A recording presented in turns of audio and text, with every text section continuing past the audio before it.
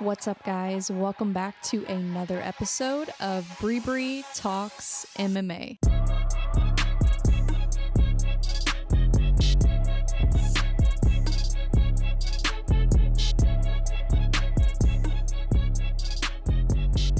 Oh my goodness. So, yeah, let's get into it. Let's get into the fights. There was UFC this weekend. There was bare knuckle, which I also tuned into.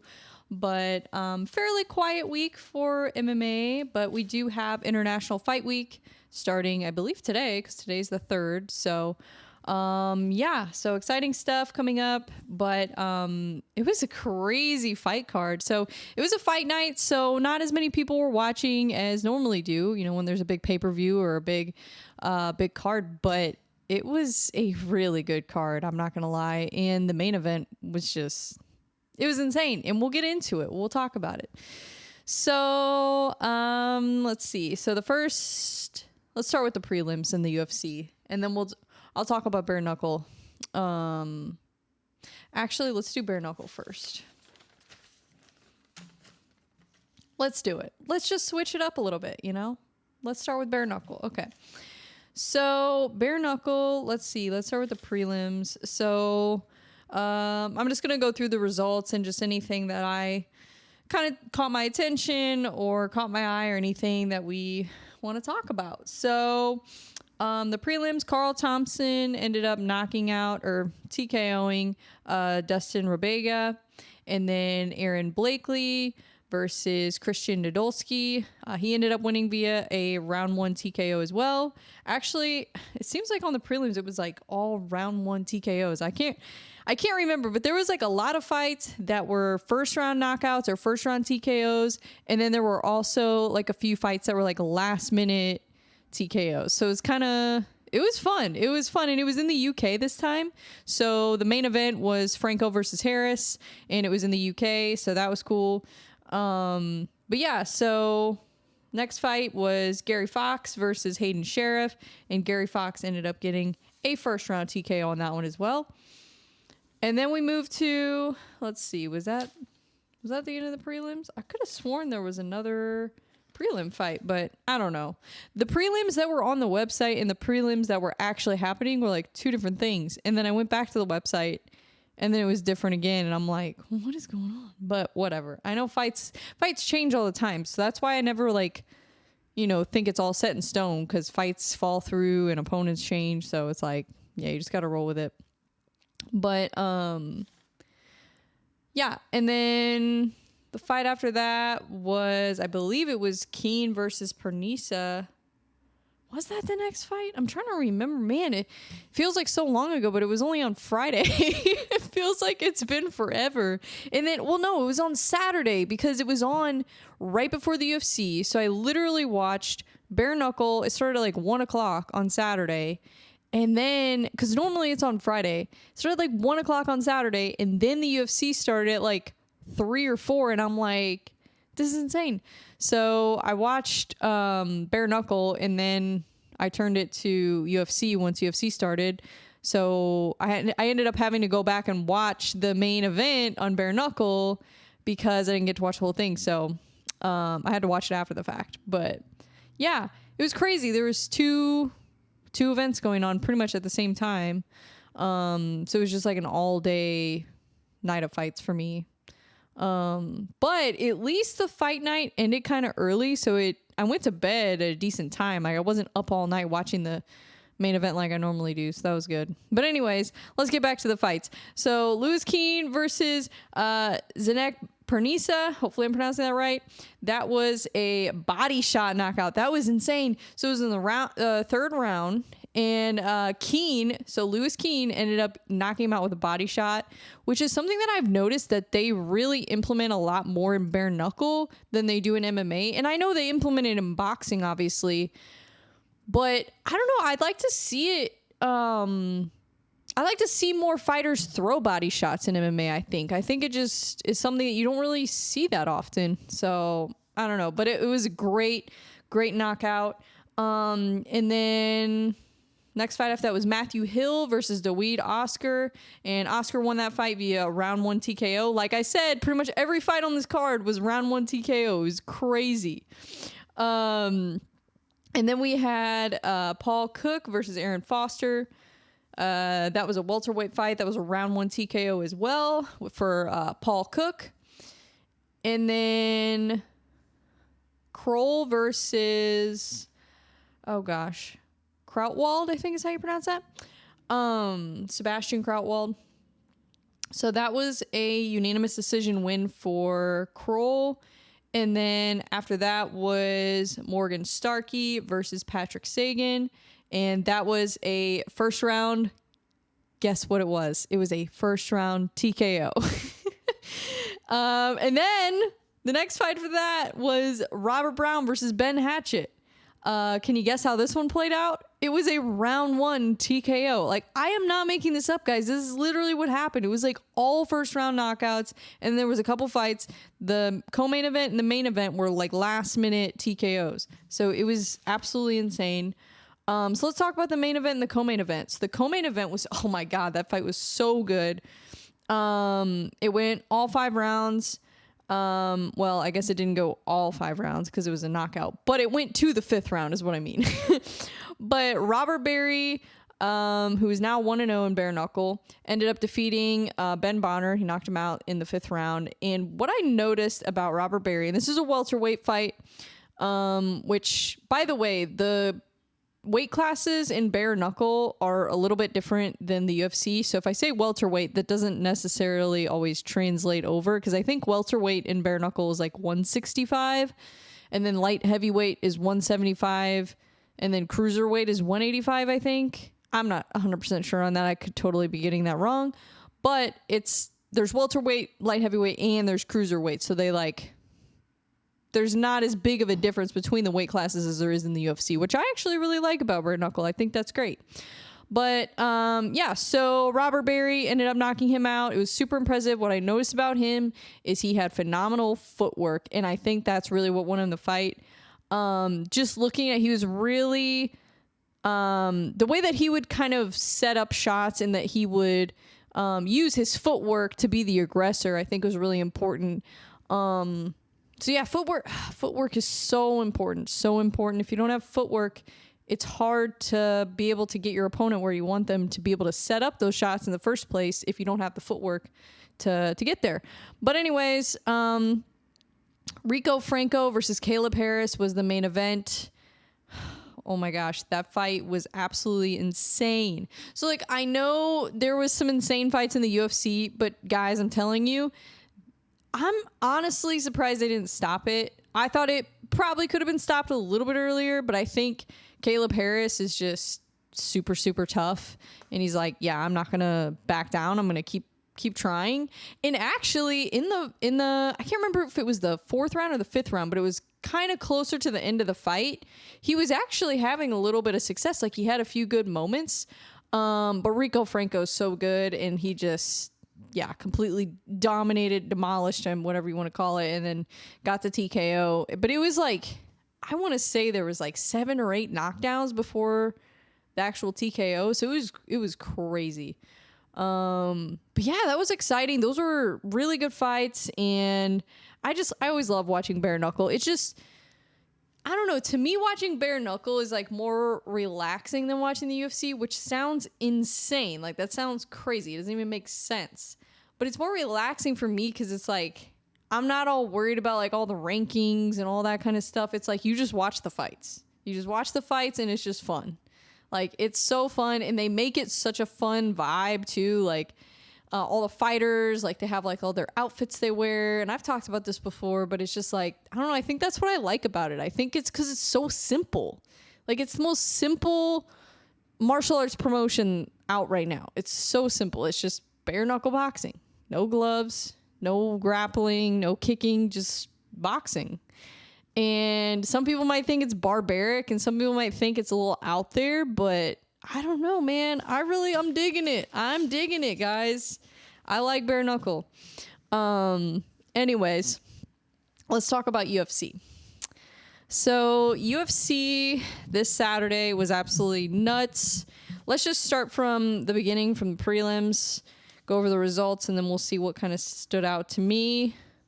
So the first fight was Alexander Romanov versus Blagoy Ivanov. Ivanov, sorry. That was a unanimous decision win for Romanov. Not really much to say about that. And then Luana Carolina, she ended up defeating Ivana Petrovich by a unanimous decision. That was a women's flyweight fight. And then the next fight was the one that was, that's the one that was absolutely nuts. Elvis Bernier versus Guram Kuchitaladze.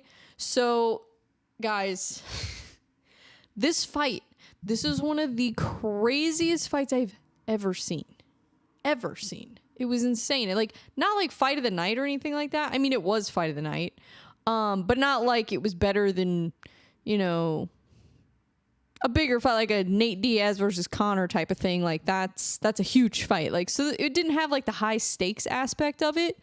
But if those two guys had big names, everybody would have been talking about that fight, because that fight was absolutely nuts.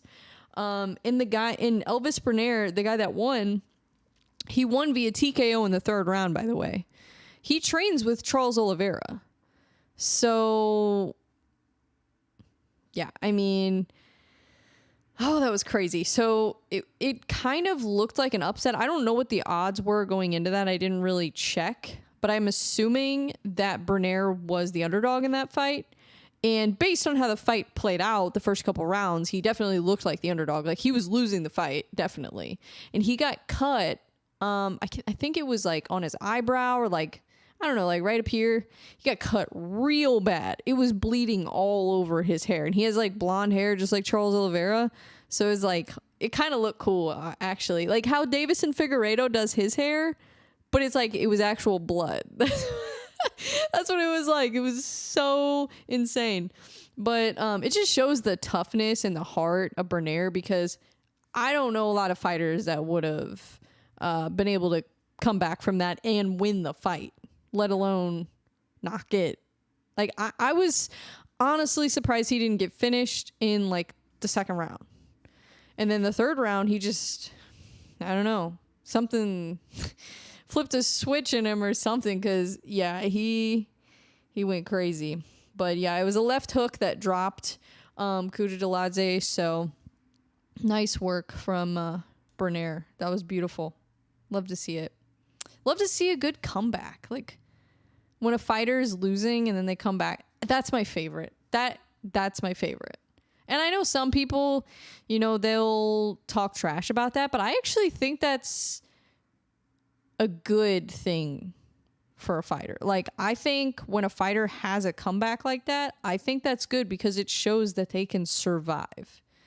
Because there's sometimes you have fighters that it's almost like they're too good and they never get caught. They never get in bad situations. And then it makes you wonder, okay, well, when they face that guy, that puts them in a bad situation, what are they going to do?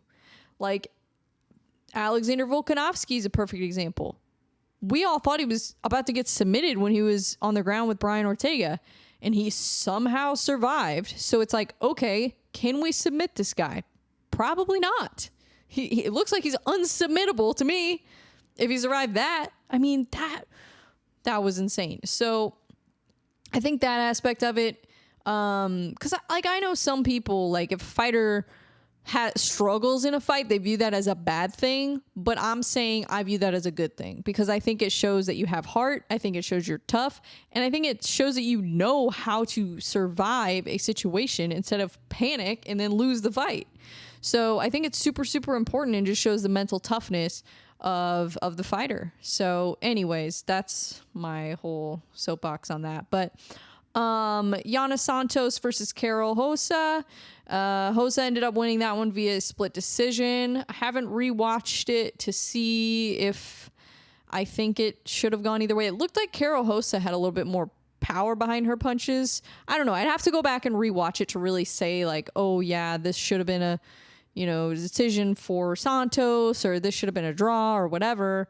I didn't even look at what people said about it, because I don't think a lot of people were really talking about it anyways. But anytime I see split decision, I always usually go back and rewatch the fight just to see, but it wasn't really like a main event or anything like that, so I'm not really gonna spend too much time getting emotional about it. But that's another thing too. I think sometimes people get emotional, and I used to get emotional. If there was a split decision, I'd be like, oh, that's a robbery, but it's not always a robbery. And a lot of times, sometimes it's a split decision. A lot of times it should have been a unanimous decision. So just because the judges gave the right decision to the right person doesn't mean they still can't get it wrong. But also sometimes, one of the judges maybe thought somebody won and they didn't win. But again, none of us really seem to know what the judges want, or what the criteria is. I mean, I know what the criteria is, but they don't always follow it. So it makes me wonder if there's a different criteria that I don't know about, because I've just seen so many decisions this year that were questionable. I'm just going to say that. Joe Anderson Brito versus Weston Wilson. So this was Weston Wilson's debut, unfortunately, because he got ground and pounded in the first round. So yeah, that's tough. That's tough. He did attempt a knee bar though, which I thought was clever, and I thought that was great. But yeah, so that's third straight first round win for Brito. So that's featherweight fight. But yeah, sucks when somebody makes their debut and they lose. I mean, that's just tough. But maybe he can go on the Ultimate Fighter or something, make a comeback. Who knows? Or he could go to PFL or go to another organization. But either way, or maybe they keep him. Maybe they like him. Who knows? Who knows? If you put on entertaining fights and you're good on the mic, then they might be willing to look past things sometimes. But yeah. So Kevin Lee versus Henat Fakhretdinov. I was just trying to say that without it sounding like I was saying a curse word. Okay, that's why I slowed down. As I saw the name, I'm like, there's no way I'm gonna be able to pronounce this without it sounding really bad. So that was a welterweight fight. Obviously, Kevin Lee back. How long has he been at welterweight? I'm gonna look that up, because I don't feel like he's had a ton of fights at welterweight, or at least he hasn't won a lot of fights at welterweight, I guess. But unfortunately for Kevin Lee, yeah, that was a first round. I call it a TKO. We were having a conversation about this, and Pete might be watching my podcast. Who knows? We were having a conversation about this on Instagram. So maybe we can continue this conversation in the comments. So let me know what you guys think in the comments. So in this fight, Kevin Lee went to sleep. So he got choked out. Is that a submission or is that a TKO? I think it's a TKO, but that's just me. Because he went to sleep. He went to sleep, so it's TKO. Now, do I care what they call it? Not really. But the fighter might care. The fighter might care what's on their record. Let's see what it shows up as on Wikipedia. I'm going to look it up. It shows up as submission guillotine choke. Yeah, so it was a one-arm guillotine, I believe is what it was. And yeah, it was 55 seconds in the first round. I thought it was a couple minutes in. Maybe he was faster than I thought. Oh my gosh. But yeah, it was a guillotine. Oh, they call it a technical submission. Okay, I'm going to look up what that means. What's a technical submission?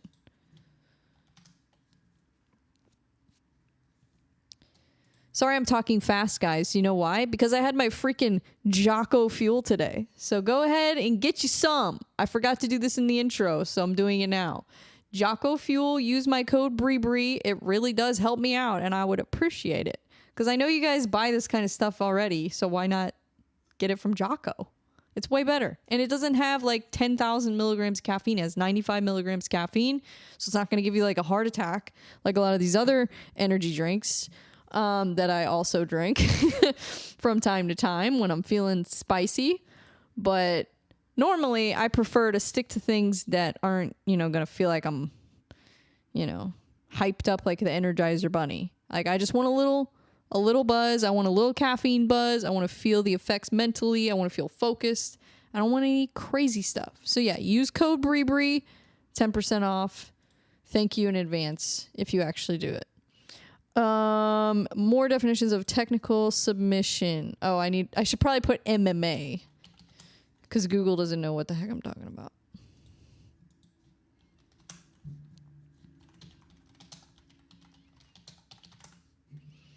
Technical submission.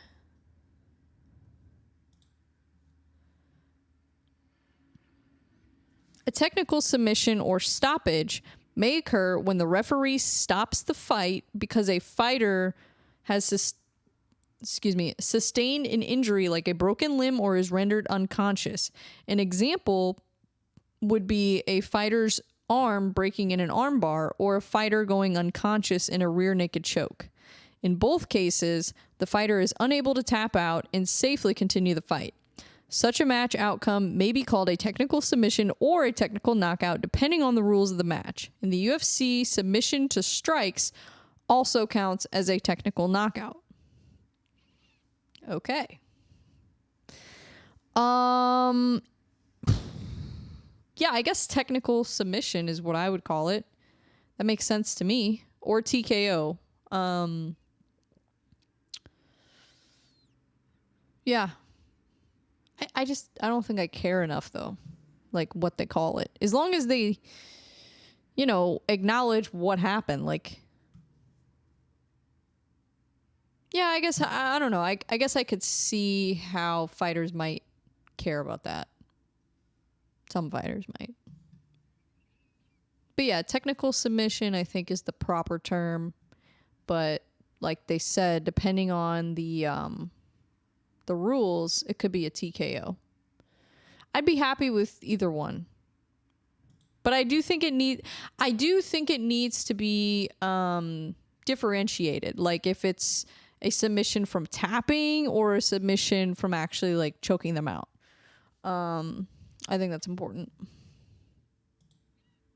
Because it's a lot harder to choke somebody out than to make somebody tap out. Because that means you're dealing with a dog is what you're dealing with, which is exactly what Kevin Lee is. I mean, he's tough. He's been in there with the best of the best. So let's see. When's the last time going back to what I was actually talking about, see when's the last time he fought at welterweight. I know he wasn't at welterweight when he fought Diego Sanchez, but it was like a different, 165 pounds, super lightweight, whatever that means. Return to welterweight. Lee tested positive for Adderall. Oh, I forgot about that. I didn't even know. So fighters can't take Adderall? What if they have ADHD and they need it for their... I don't know. I mean, I have ADHD and I don't take it, but I think it's perfectly acceptable for people with ADHD to take a medication for it. But I didn't realize... I guess because Adderall is like an amphetamine or something. Maybe that's why... USADA cares about it, because it's like a performance enhancer. I guess that makes sense. But anyways, that just caught my attention.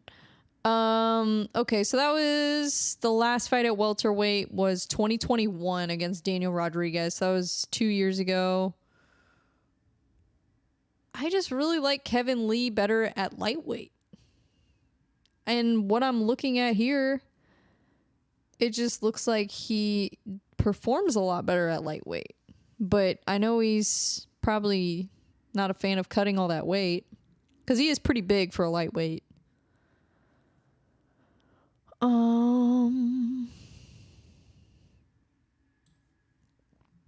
Yeah, move back down to lightweight. I think that's the move. Because the last time he fought at lightweight, he won. So... And you would think it would be different, because you would think lightweight is the deeper division, which it is, and it's a tougher division, but I think Kevin Lee just does better against people that are closer to his size, because at welterweight, I mean, there's some big guys at welterweight. Yeah, I don't know. That sucks. Because Kevin Lee could be such a big star. I mean, he was a big star at one point. It just sucks. I don't know if the UFC is going to keep him after that. I don't know. I mean, he's such a big name. You would think they'd give him another shot. I would hope. Yeah, I don't know. But that guy's legit. Renat, he's legit. He's from Russia, so I mean they've got plenty of killers over there, but he's 21-1. So maybe that was just a tough opponent for Kevin Lee. I mean, this guy's a monster. He has never lost in the UFC, and the last time he lost a fight in MMA was 10 years ago. So what do you do with that? You know, and he's got wins over Brian Battle, Eric Spicely. I think a lot of people thought Kevin Lee was just going to run through this guy, and yeah, I think this guy might be legit. So if he is legit, then maybe Kevin Lee didn't do so bad. Hopefully this guy goes out and absolutely demolishes his next opponent. That's the best case scenario for Kevin Lee, because then we're like, oh, makes sense. Kevin Lee lost to that guy. You know, it's like Khabib. Like, somebody loses to Khabib, and then it's like, oh, you suck. But then the next guy loses to Khabib, and the next guy loses to Khabib, and you're like, when is this guy going to lose? So then it makes all the other opponents, you know, seem like it's not so bad. You lost to a guy that was pretty much impossible to beat. So, sorry. But, yeah, I don't know. I think this guy might be legit. I really do. I think he might be legit. How old is he? Let's see. 31. Oh my gosh, we have the same birthday, September 28th. Oh no, his is September 29th. Never mind. I can't read. Yeah, I think it could have been a fluke. And I know a lot of people are probably saying that because it's Kevin Lee. But this guy could be legit. You never know. You really never know. And it looked like he was kind of like Kevin Lee didn't have any moment in that fight where I thought he was going to win at all. Like from start to finish. I mean, it was only 55 seconds, but Renat he kind of set it up with his striking. So it's not like he just got him in a guillotine, like a lucky thing, like he got taken down and got him on a guillotine. It wasn't like that kind of a guillotine. So yeah, and I know guillotines can be flukes, but I don't know if that was a fluke. I think that guy might be legit. I'm just saying. But anyways, yeah, that was impressive. So then we got Bruno Ferreira versus Nisolta Ruziboev. Sorry. Still working on the pronunciation of these names, okay? Bruno, he got knocked out in the first round. That's right. Okay. Yeah, so Ruziboev is, I don't know how I've never heard of this guy. He's got 35 wins in pro MMA. He's 35-8-2. And he's 6'5", and he's a middleweight. So pretty big middleweight. And I think Ferreira was undefeated before that. Let me see. I'm pretty sure Ferreira was undefeated up until that fight.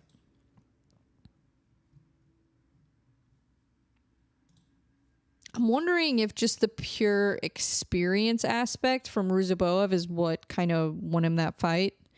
Just having all that experience in the cage. I mean, they're probably about the same age. I don't think that's the difference. I think it's just the actual professional competition experience. I think that is what makes him so good. Because I've never seen this guy in the UFC before. Yeah, it was his debut. That's what I thought.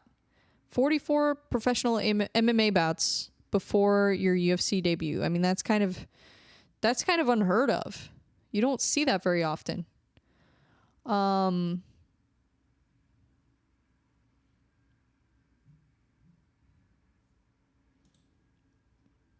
He's 29. So he's actually younger than Ferreira. Ferreira is 30. Yeah, I mean, That guy's scary. I wouldn't want to fight him. That's for sure.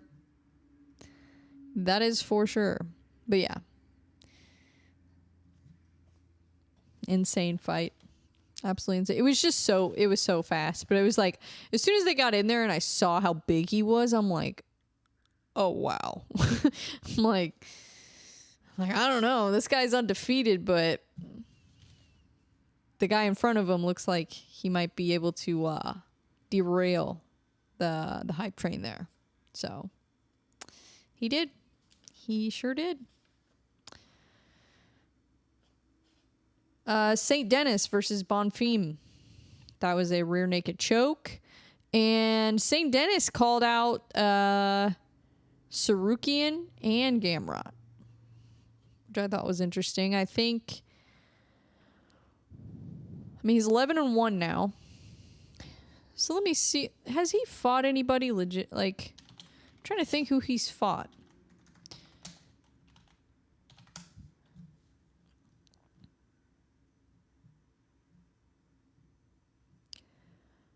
Benoit St. Denis. I think that's how you pronounce his name because he's French. So that's how you would pronounce it, right? Like croissant. I don't even know how to properly say croissant, so I'm just not even going to talk anymore. Yeah, he's 11-1 in MMA. He has a 100% finish rate. Holy crap. And 9 of them are submissions. Jeez. Okay, this guy might be legit.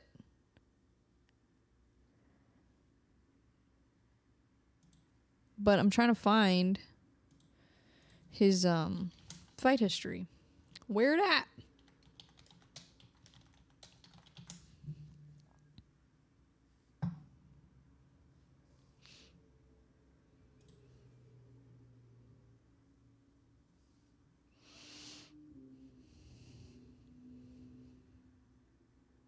Interesting. He's a black belt in judo, and he's already a brown belt in Brazilian jiu-jitsu, which that doesn't sound impressive when you hear, like, because there's so many fighters in the UFC that have jiu-jitsu black belts, but that's very significant because he's from Paris, France. So that's why that caught my attention, because here's the thing, and I've said this before, MMA was not even a recognized sport in France until 2020. So you kind of expect these French fighters to be like a little bit behind, especially on the grappling. But to already be a brown belt, that's pretty impressive. And he's only, how old is he? 27. He's only 27. Holy crap.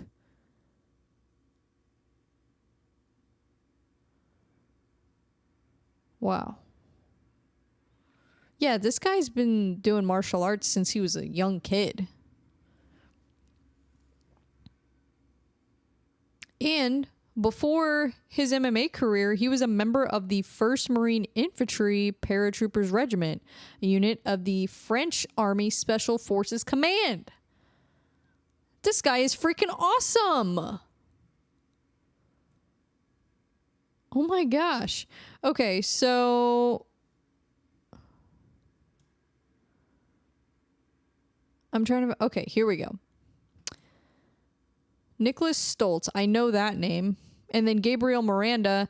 Is Gabriel Miranda in PFL now? I'm trying to remember. Gabriel Miranda. Let's see. I could have sworn, or maybe there's another fighter with the name Miranda in PFL. I think that's what it is. I think I'm thinking of somebody else.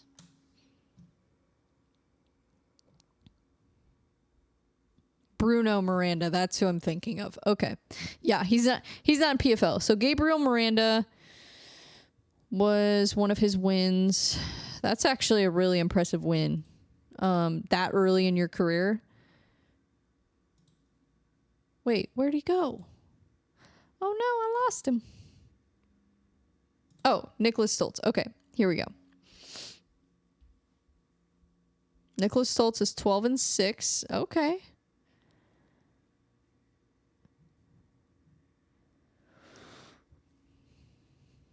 Yeah, this St. Denis guy might be the real deal.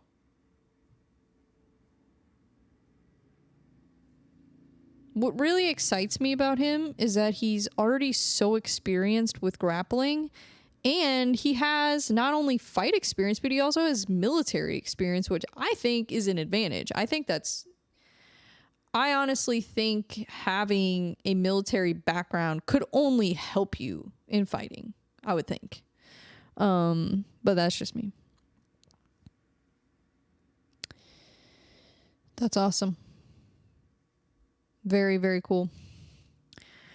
Next fight was Ariane Lipski versus Melissa Gatto. That was a split decision win for Lipski. I don't know who I thought won that fight. I don't know. I wasn't surprised when they gave it to Ariane, so I thought it could have gone either way, but I'd have, like I said, I don't get too emotional. I got to rewatch it first, but I thought it could have gone either way. I thought it just looked like a competitive fight to me. It didn't look like one-sided or anything. Max Griffin versus Michael Morales. That was a unanimous decision for Michael Morales, which kind of had a feeling that Morales was going to win that one, even though Max Griffin, being the bigger name, probably having maybe a little bit more UFC experience. Not 100% sure on that. But it just seems like I've seen more of Max Griffin's fights than Michael Morales for whatever reason. But yeah, Morales was just really a step ahead of him the whole time. Wasn't like a complete, utter domination, but you definitely could tell that Morales was winning the fight. I mean, it was very clear. So yeah, but it was an impressive performance from Morales. It was a good fight too. I mean, both of those guys are so good, and Max Griffin's so tough. I think a lot of fighters would have been able to finish. Morales would have been. So for Max Griffin to even make it all through, I mean, he was throwing some heavy shots at him, and he stayed in it. He stayed in the fight. But yeah, it was a good fight, and it wasn't like he just survived. Like, he was still fighting back. Like, he was giving Morales a hard time. Like, it wasn't like an easy fight for Morales by any means. But yeah, good fight. Damir Ismagulov versus Grant Dawson. That fight was interesting too. So I think a lot of people thought that fight was boring. Oh, just bleed, like those kind of people. I get it. Not everybody likes to watch grappling like that.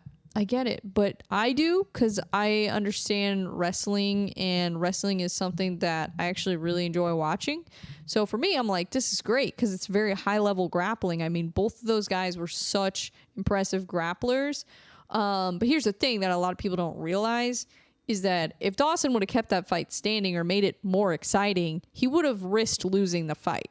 So I'd rather see a fighter like him who is undefeated in the UFC. We say that again, he's undefeated in the UFC. Grant Dawson has never lost a fight in the UFC. He's 20-1 in MMA.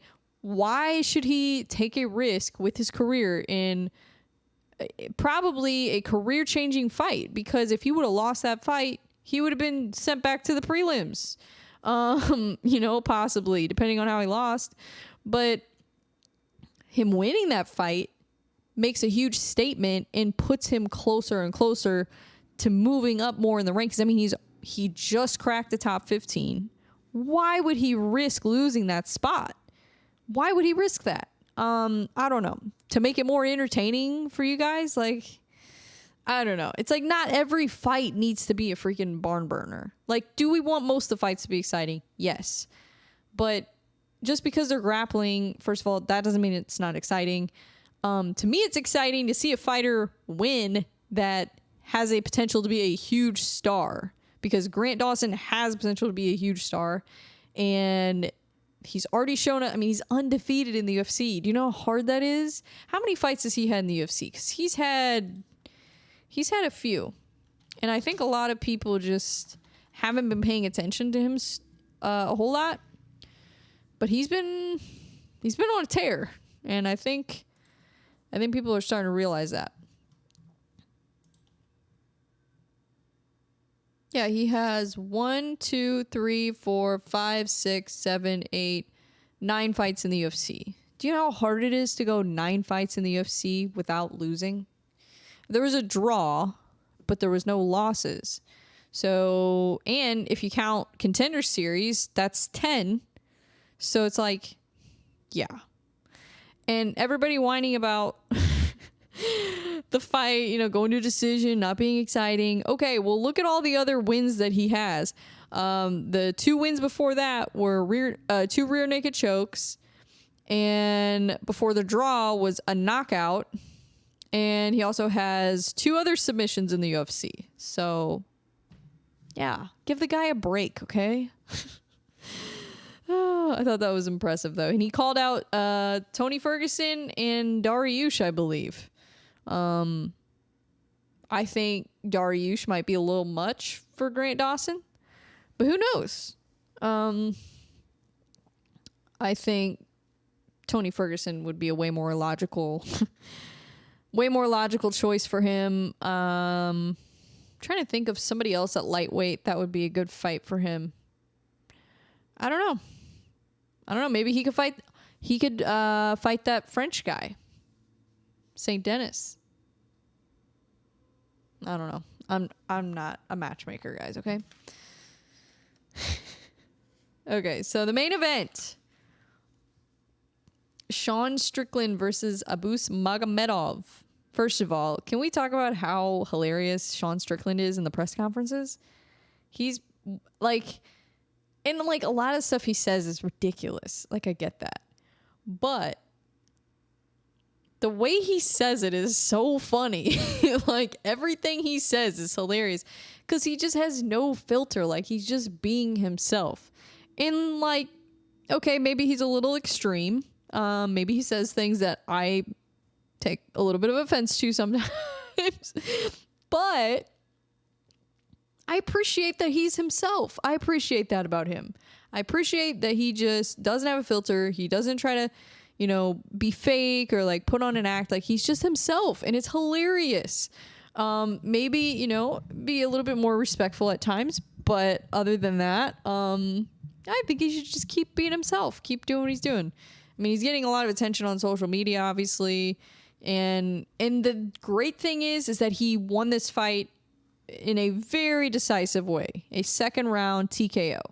And it was beautiful. The combinations he was throwing were insane. And I think a lot of people forget sometimes, maybe because Sean Strickland is so outspoken and vocal, people forget how great of a fighter he is and maybe don't take him as seriously, kind of like Colby Covington. But Colby Covington, you know, he does it in a way that's a little bit more fake, but Strickland, he's such a good fighter, and I think people do forget that because he's so goofy and just, you know how he is. He's a character. But I thought that was a really impressive win from him, and I think a lot of people thought he was going to lose. I really do. And maybe because of the name Magomedov, maybe that threw people off, but that's Sean Strickland. What are you guys talking about? So yeah, it was great. And yeah, he's got great boxing. And you know who, I don't know if it was him that called it out. I'm going to look it up right now. I think because Mike Perry, they were talking about Mike Perry and Sean Strickland. I don't know who called who out.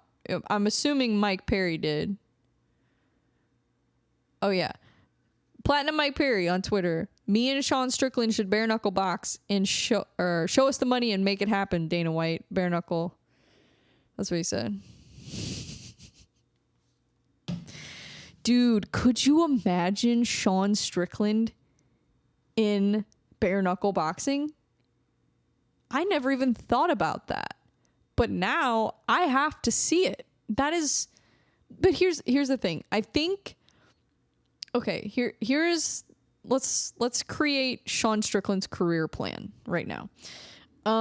Okay, so let's say he gets the next title shot, which he actually might. Like I don't think people think he's going to get the next title shot, but I think he might get the next title shot. I think with a win that impressive, and he was already ranked number 7 before that fight. a win that impressive over a guy from Dagestan. Let's not forget the guys from Dagestan. Not great cardio, but he is from Dagestan, so we know he can wrestle, and we know he probably has decent striking.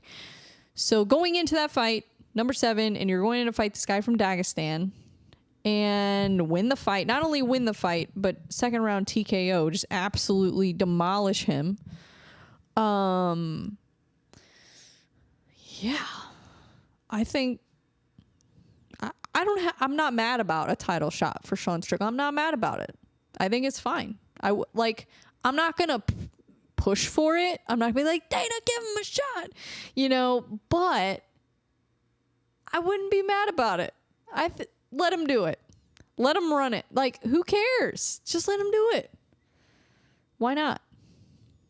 I mean, he's going to lose, or maybe he doesn't lose. Maybe he surprises us. You never know.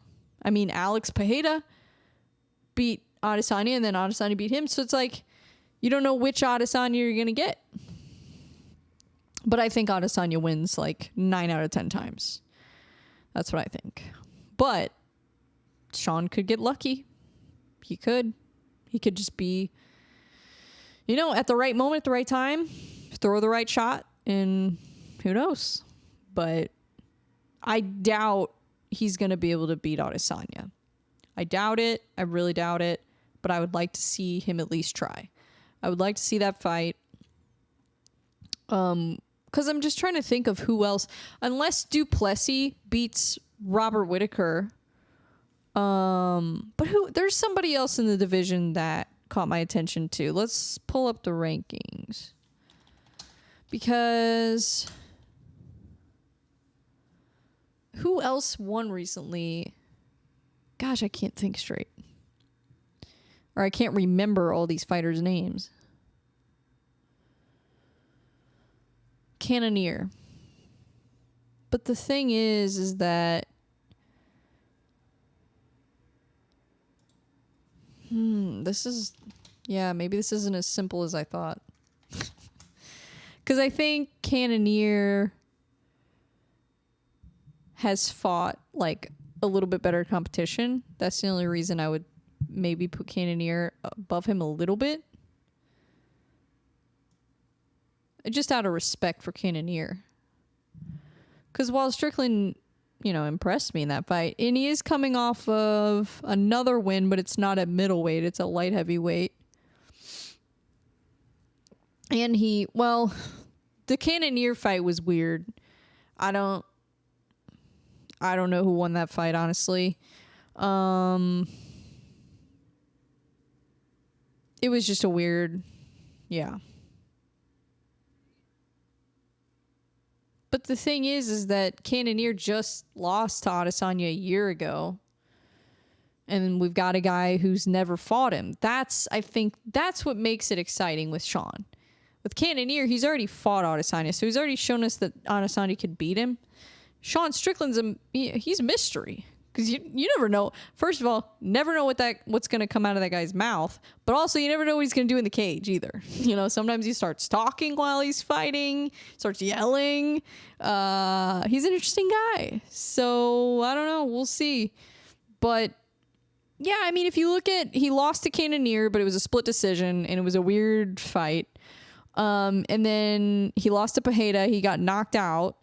But that's what Pereira pretty much has done to a lot of people in the UFC since he's been in the UFC. So, I mean, I think everybody expected Sean to get knocked out in that fight. So I don't know. Maybe put him in there with Adesanya. Who cares? Just do it. It's fun. I do feel bad though, Cannonier, if he doesn't get another title shot, because he's not young. He's 39. So, how old is Sean Strickland? Oh, he's 32. So he's still got a lot of time in his career. Yeah. I wouldn't be mad about a Sean Strickland title shot. Wouldn't be mad about it. But let's say he does get the title shot, and let's say he loses to Adesanya again. Or not again. But let's say he loses to Adesanya, And then, everybody's like, okay, you're done. You're not getting another shot. Because they probably won't do a rematch if that's the case. If he loses to Adesanya. Because if he gets a title shot from Adesanya, that's kind of a big deal, because that wasn't a title contention fight that he just fought. So yeah, but let's say he fights Adesanya, Sean Strickland, for the title, and let's say he loses, which most likely is probably what would happen, because Adesanya is that good. Not that Sean Strickland's bad. Adesanya is just that good. Okay, so then maybe go to bare knuckle. Or what if he wins the belt in the UFC and then goes to bare knuckle and tries to win the belt in bare knuckle at the same time? That's not going to happen, but how cool would that be? No, I think realistically, do I think Sean Strickland will go to bare knuckle boxing anytime soon? I don't know. I don't know how far along he is on his contract. I don't know how many fights he has left, so I'm not sure. But yeah, I don't think if Sean Strickland is still on a contract with the UFC and he still has more than 1 or 2 fights left, I don't see bare knuckle happening anytime soon. Just because Dana's not going to let him go to BKFC while he's in the UFC. I wouldn't think. Has anybody done that? Has anybody gone to bare knuckle while they're in the UFC? I don't think so. So that's kind of the biggest thing holding it back, obviously. I think I would love to see Sean Strickland in BKFC, because I think he would do amazing. I think he would be a huge star in BKFC. But yeah, who knows? I don't know. I would love to see him fight Mike Perry, though. Oh my gosh. That would be a great fight. Yeah. Take my money. Anyways, let's talk about International Fight Week. We'll do a little preview and then we'll wrap up here. But yeah, this fight is going to be, or this card is going to be crazy. I mean, the main fight obviously is going to be absolutely insane. I still haven't decided what I think is going to happen in the main and the co-main. Obviously, I think Volkanovski's going to win. That's the safest bet, I think, on the card.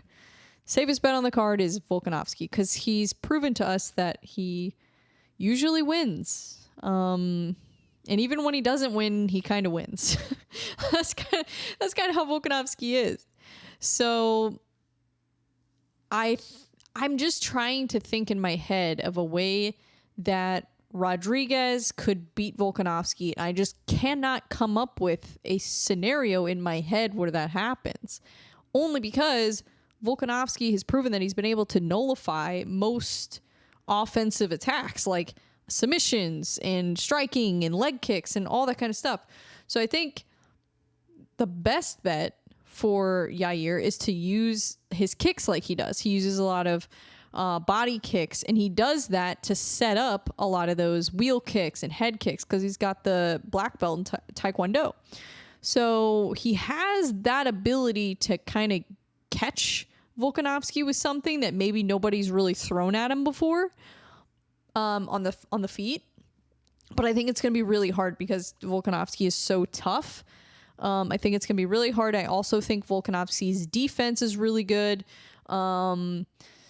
Yeah, I do worry a little bit about the stand up with Volkanovski. I think the best route for him is to try to take Yair down, and also throw a lot of the leg kicks that he's known for, and just try to kind of point fight with him.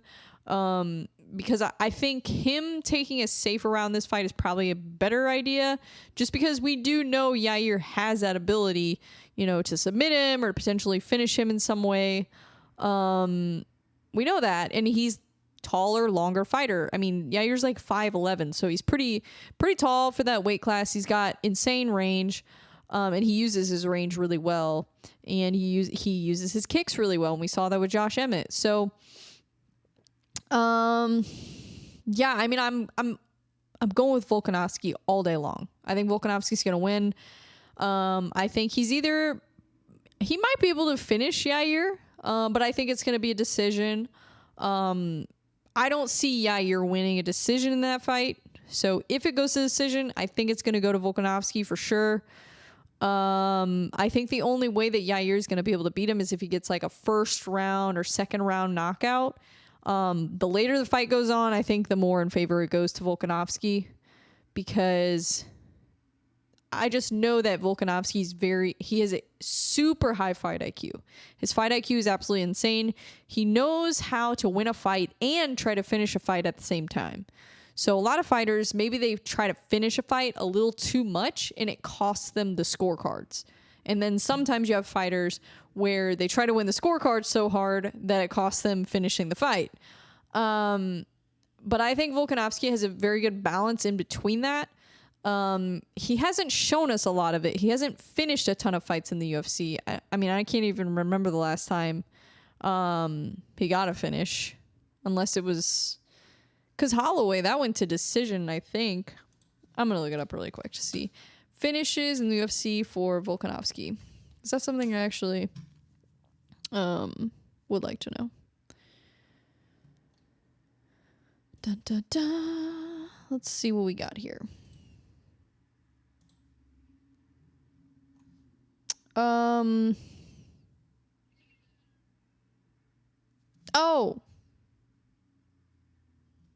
Korean Zombie. I forgot about that. I was gonna say Max Holloway has never been finished. Well, except by Dustin Poirier, like way back in the day. But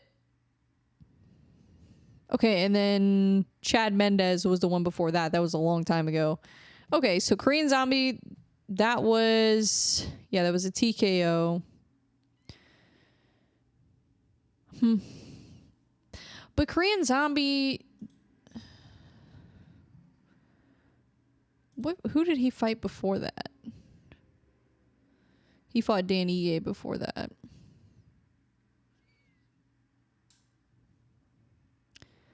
And he got knocked out. Oh, the fight with Yair. That was a crazy fight. I forgot about that. Where Yair knocked him out literally the last second of the fight. I forgot about that. Yeah, I still think it's going to go decision. I don't think Volkanovski's going to finish Yair. Yair's not easy to put away. But yeah, most of Volkanovski's wins have been by decision in the UFC. But also most of them have been Max Holloway. So I think that is the part that that always trips me up with Volkanovski, because like you look at his last let's look at his last 6 fights. His last 6 fights, half of them were Max Holloway. So it's like, okay, we know how he does against Max Holloway, Brian Ortega, Korean Zombie, Makhachev. I think the Makhachev fight actually impressed me the most, which I know sounds weird. And here's why. Islam Makhachev is a monster. I don't think people understand quite how good Islam Makhachev is. And I don't think people understand how good his striking is. That's the part that I think a lot of people don't understand. And I think that's the part that really tripped him up, because think about it. Islam Makhachev is a lightweight. He's not a featherweight. Alex Volkanovski is a featherweight. So big size difference there. So that additional reach and just being the taller guy, I think really worked in Makhachev's advantage. And that's how he was having so much success with his kicks and everything he was throwing from distance. But I think he couldn't really do anything with Volkanovski on the ground. And that's what impressed me with Volkanovski. Not that Volkanovski really did anything overly impressive when he was on the ground with Makhachev, because Makhachev is that good of a wrestler. But I think it showed that, first of all, he can hang with somebody that's bigger than him, even on the ground, and not get finished. You know how hard it is? Makhachev had him in so many dangerous positions in that fight, and he still did not get finished. That is absolutely insane. So do I see Yair finishing him by submission? No. If Yair finishes or beats Volkanovski in any capacity, I think it'll be the first round or the second round. It'll be a knockout, probably from a wheel kick or some kind of crazy thing like that, spinning head kick.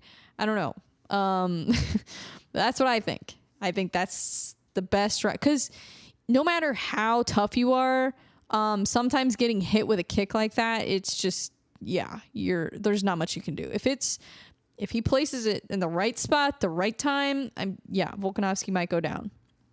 And that's a real threat. That's a real threat that Volkanovski needs to deal with. And that's why it's hard, because Yair throws so many body kicks, and he throws like those front kicks too. So you never know like where to block. So I think that's going to be a hard part for Volkanovski.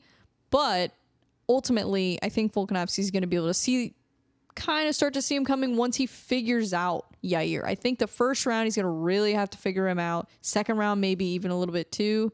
But third round, fourth round, fifth round, Volkanovski's going to take over, if it goes into those rounds. So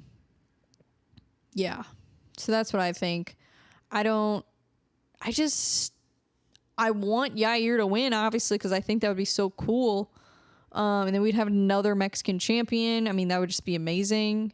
But I just don't know how he's going to do it without getting, one of those kicks landing in the right spot at the right time. I think if he can catch Volkanovski off guard, then great. But I don't know. It's going to be tough. But I think Volkanovski will get it done by decision. I think it'll probably be maybe the first round, Yair wins. Second round, Yair wins. Third round, fourth round, fifth round, I think Volkanovski will take over. Hopefully we'll mix in some wrestling and do, that kind of thing. And I don't think, I'm not as worried about Yair's grappling as I was about Brian Ortega and Makhachev, and Volkanovski didn't get finished by either of them. So there's nothing that makes me think that, Yair is going to submit Volkanovski. I think it would have to be a knockout. It would have to be. Volkanovski's fight IQ is so insanely good. If Volkanovski wins this fight, I think he's in like the top 5 greatest of all time, possibly. Like, depending on how he wins. It's hard to argue, because he lost to Islam Makhachev, but that was a entire weight class above him, and it was a close fight. So it's not like he got absolutely dominated by Makhachev. I think, he's getting up there in the GOAT conversation if he wins this fight against Yair. And I think if Volkanovski can beat Yair, and then maybe he fights Topuria and beats Topuria. Let's say that happens. And then he moves up to lightweight. Or maybe he moves up to lightweight after he fights Yair. Who knows? Then he moves up to lightweight. If he has a good run at lightweight and can at least get the belt one time, one title fight, one win at lightweight for the title, I think he could potentially get up there with John Jones. Like, in the John Jones conversation. John Jones, GSP, Volkanovski would be in the same conversation if he could pull that off, I think. And here's why. Because lightweight is the deepest division. So if he could have as good of a run, or even half as good of a run at lightweight as he did at featherweight leading up to the title, that's huge, because there's killers at lightweight.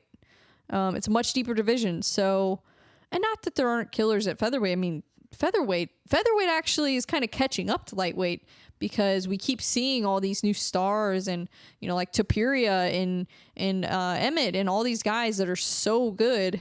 It is kind of catching up to lightweight, but lightweight to me is always going to be the division that is known for just being super, super, super tough and competitive.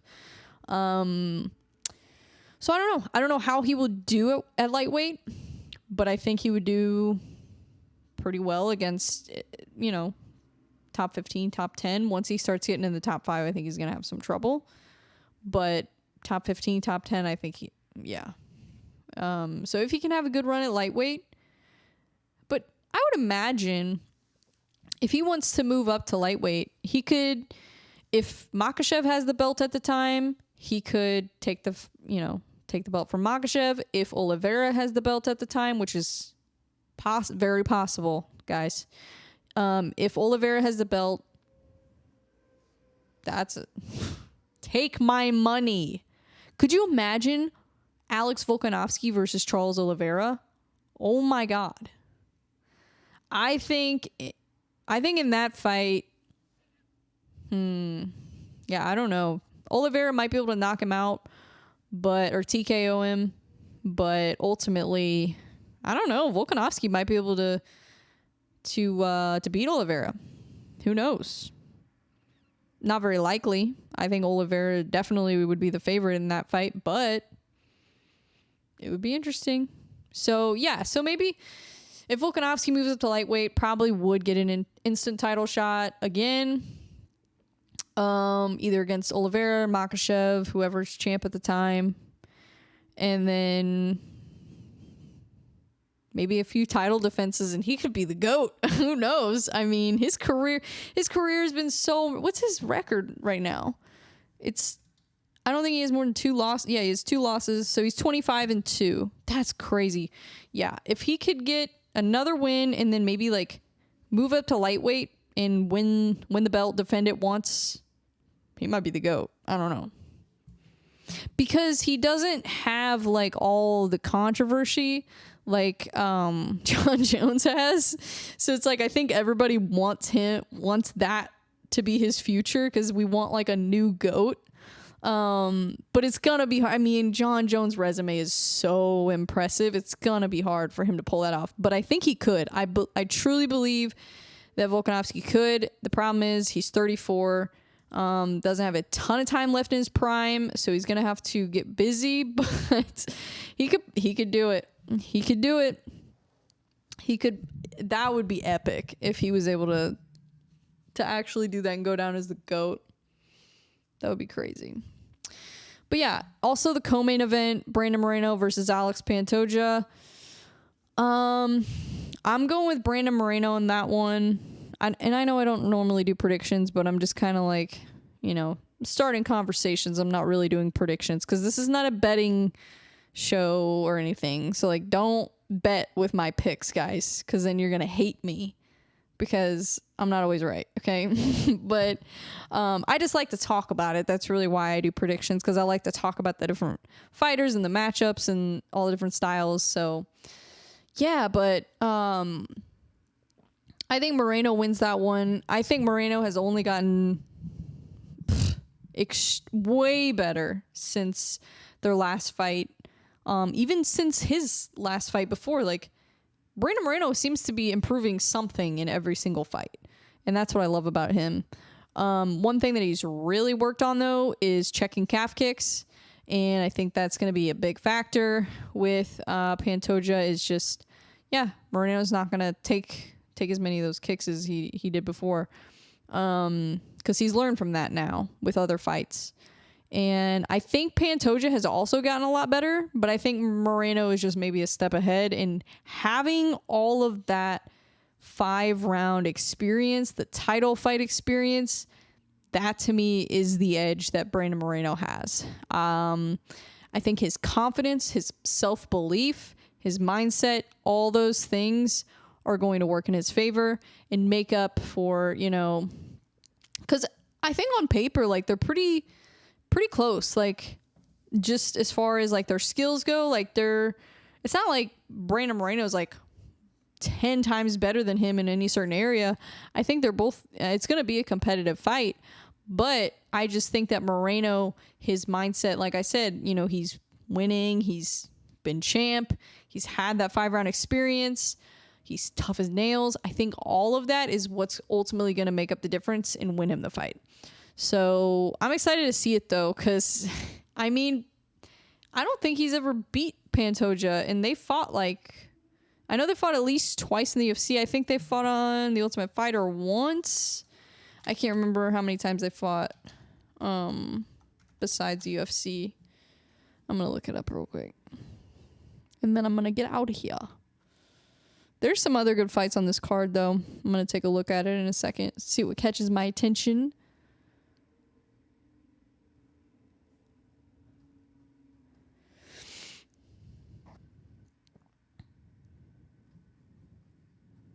Yeah, it was 2016. That was on The Ultimate Fighter, which that one doesn't technically count because it was an exhibition fight, because The Ultimate Fighter, that's how they count those. And then where was the other one? Oh, 2018. I thought they fought. I must be thinking that Ultimate Fighter fight was in the UFC. That's probably what I was thinking.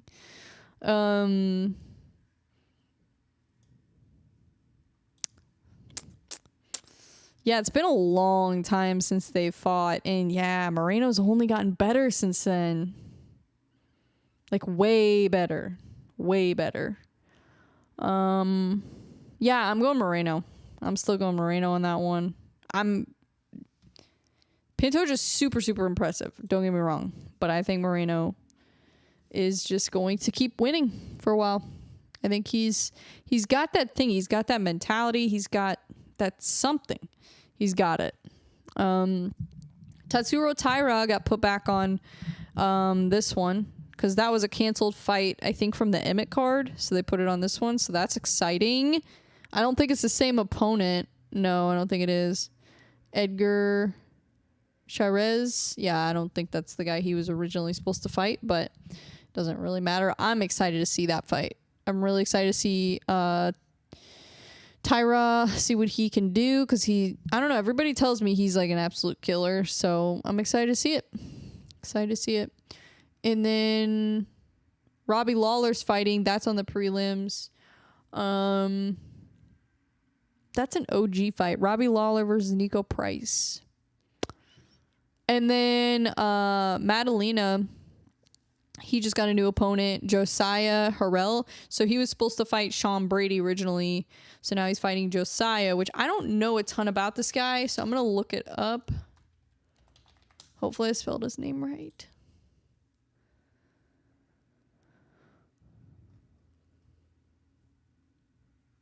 Okay. Nope, I clicked on the wrong one. Okay, so this kid is only 24. His nickname is Muscle Hamster. Okay. It's a funny name. No stats on here. Let's see if I can find his fight history. Oh, he's undefeated. 7-0. So he's 7-0. His last fight was in LFA, which LFA is no joke. I don't know. That's a tough fight for your UFC debut, though. Oh my gosh. You're already fighting. Imagine going into your debut in the UFC and you're already fighting a guy who is in the top 15. That's crazy. So this guy must be good. Otherwise, they wouldn't have made the fight happen. I'm assuming the odds are insane on that one, though. Like, he's got to be a crazy underdog. But I'm excited. That'll be a fun fight. It'll be exciting to see his debut. And then Alonzo Menafield and Jimmy Crute are fighting on the prelims as well. That'll be a fun fight. And then Whitaker versus Duplessis on the main card. Bo Nickel versus Trayshawn Gore. That's going to be a great fight. Oh my gosh. Take my money. And then Jalen Turner versus Dan Hooker. I love that fight, actually. I don't remember this fight being on the card. I guess I must not have been paying attention. Oh my gosh, that's such a good fight. I'm excited for that one. I'm excited. I always love watching Dan Hooker fight. And Jalen Turner, I think he's really good. I think he might win that one. But I don't know. Dan Hooker's a tough opponent. And then Brandon Moreno versus Pantoja, co-main, and then the main event, Volkanovski versus Yair. Ooh, I'm excited. This card is so stacked. But anyways, that's all I got for you today. Nothing crazy. Just Sean Strickland doing Sean Strickland things and getting ready for International Fight Week. So I'm excited. But thank you guys so much for watching or listening or however you consume this today. I appreciate you, and I will see you next week. Bye.